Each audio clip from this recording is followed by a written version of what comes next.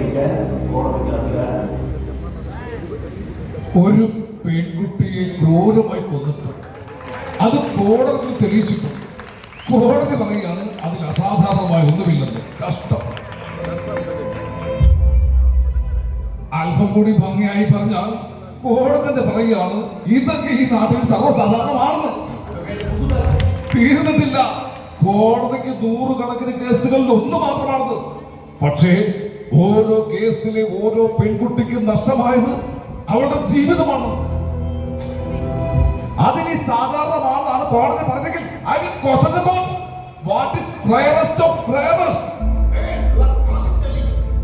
You cannot question the conduct, and for that I can enforce a code of conduct.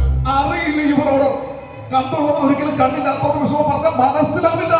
അതിന് കണ്ണ് കാണാതാവുക തന്നെ വേണം. ഇന്ത്യയിലെ ഒരു കോടതിയും ഒരു ജഡ്ജിയും സ്വന്തം മകൾക്ക് സംഭവിച്ചൊരു കേസിന്റെ വിധി പറഞ്ഞിട്ടുണ്ടാവില്ല. ആ കുറവുണ്ടായിരുന്നെങ്കിൽ ഒരു തവണയല്ല, ഒരു 100 തവണ തൂക്കിക്കൊല്ലാൻ കോടതി വിധിച്ചത്.